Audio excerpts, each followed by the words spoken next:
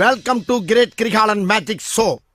அலைகடலான திரண்டு வந்து ஆர்ப்பாட்டமே இல்லாமல் இங்கு அமைதியாக அமர்ந்திருக்கும் என் ரசிக பெருமக்களே, உங்கள் எல்லோருக்கும் என் அன்பார்ந்த முதல் வணக்கம். ஃப்ரெண்ட்ஸ், இப்போ வந்து பார்த்தீங்கன்னா நம்ம வந்துட்டு சமையல் வீடியோ பண்ண போகிறோம். சண்டே சமையல் அது வந்து எப்படின்னா புளி சாதம் செய்யலாம் அப்படின்னு சொல்லிட்டு ஒரு பிளானு. எல்லாமே வந்துட்டு புளிக்காய்ச்சல் வச்சு செய்யலாம் அப்படின்னு சொல்லிட்டு சொல்லுவாங்க. ஆனால் எங்கள் அண்ணி வித்தியாசமாக வந்துட்டு குக்கரில் செய்யலாம் அப்படின்னு சொல்லியிருக்காங்க. இன்றைக்கி அந்த விளாக் தான் பார்க்க போகிறோம். இது கொஞ்சம் ஃபன்னாக போகும். பிடிச்சிருந்துச்சுன்னா ஒரு லைக் பண்ணுங்கள், ஷேர் பண்ணுங்கள், கமெண்ட் பண்ணுங்கள். வாங்க வீடியோக்குள்ளே போகலாம். ஸோ இப்போ வந்துட்டு நம்ம எண்ணெய் ஊற்றிட்டோம். நெக்ஸ்ட்டு வந்துட்டு என்னது கடுகு போட போகிறோம். என்ன அதுக்குள்ளேயும் கொதிச்சிருச்சு. Oh my god. ஐயோ சாமி, வேற கூட்டு போங்கடா, கோவத்துல போட்டுற போறேன். அடுத்து வந்து என்னென்ன போட போகிறோம்? கருவேப்பிலை போடலாம். இருங்க, தெரிக்கும்.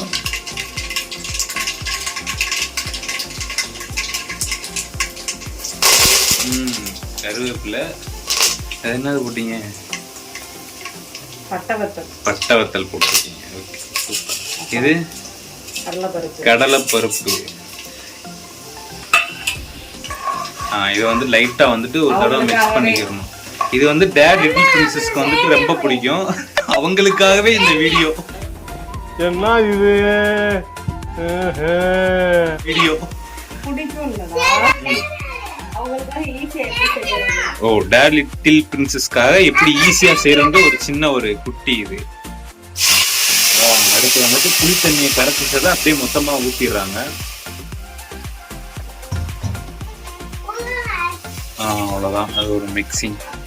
நெக்ஸ்ட் வந்து மஞ்சத்தூள் ஆட் பண்ணிக்கோங்க. அந்த தண்ணி லைட்டா கொதிக்கிற போது. ஓ, இங்க படுத்துற நிமிஷம் நாள தாங்க முடியலையே. தலை வலிக்குதுடா, தலை வலிக்குதே.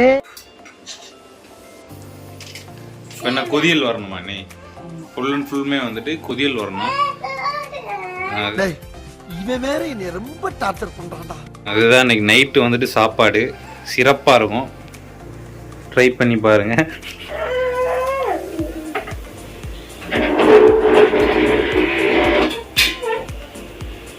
எவ்வளோ நேரம் நீ கொதிக்கணும்?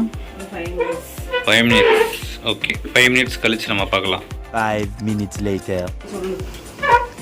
நம்ம அடுத்து வந்துட்டு ஒரு 5 minutes கழிச்சு வந்துட்டு மிளகுத்தூள் போட போகிறோம். மிளகுத்தூள் ஆட் பண்ணியாச்சு. 2 டீஸ்பூன் போடுங்க. அதுக்கு மேலே போட்டீங்கன்னா வந்துட்டு சிரிப்பு கலுக்குன்ட்டு காட்டமாக இருக்கும். ஸோ அப்படின்னா காரமாக இருக்கும். அடுத்து சில்லி பவுடர் வந்துட்டு எத்தனை டீஸ்பூன்? 1 ஸ்பூன் சில்லி பவுடர் போட்டுக்கோங்க. ஆமாம், அதுதான் கொஞ்சம் சாப்பிட்றதுக்கு நல்லா இருக்கும். உங்களுக்கு எப்படி விருப்பமோ, உரப்பாக இருக்கவங்க வந்துட்டு உரப்பாக போட்டுக்கோங்க. அது கம்மியாக வேணுன்றவங்க கம்மியாக போட்டுக்கோங்க.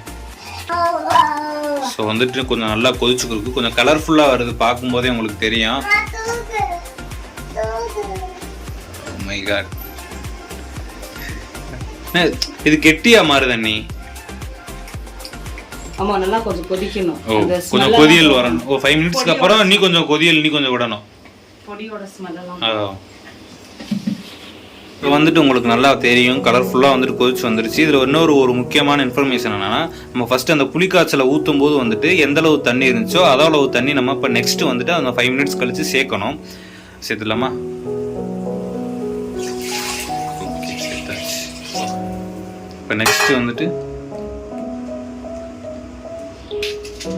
நெக்ஸ்ட் வந்துட்டு நமக்கு தேவையான அளவு உப்பு போட்டுக்கோங்க. உங்களுக்கு தேவையான அளவுக்கு. எங்கள் அன்னிக்கு அந்த கொஞ்சம் பெரிய கைன்றனால கொஞ்சம் நிறையாவே போட்டுக்கிடுவாங்க. ஆமாம். ஸோ உப்பு போட்டு லைட்டாக கிண்டி விட்டுருங்க. கிண்டி விட்டதுக்கப்புறம் வந்துட்டு நீங்கள் அரிசி ஆட் பண்ணிடலாம். ஸோ அரிசி ஆட் பண்ணதுக்கப்புறம் வந்துட்டு எவ்வளோ நேரம் நீங்கள் எத்தனை விசில் வரணும்? அரிசியை ஃபஸ்ட்டே ஊற வச்சிடணும். ஒரு 1/4 மணி நேரம் ஊற வச்சிடணும். அதுக்கப்புறம்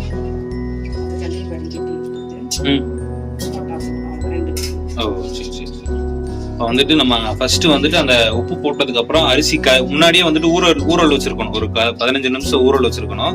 அந்த ஊறலை வந்துட்டு வடிகட்டி எடுத்துட்டு அந்த உப்பு போட்டதுக்கு அப்புறம் வந்துட்டு ஃபுல் அண்ட் ஃபுல் ஆட் பண்ணிட்டு ஒரு 2 விசில் வர்ற வரையும் வந்துட்டு நீங்க வெயிட் பண்ணணும்.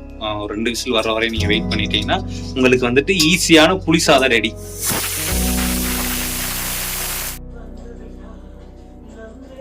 எப்பா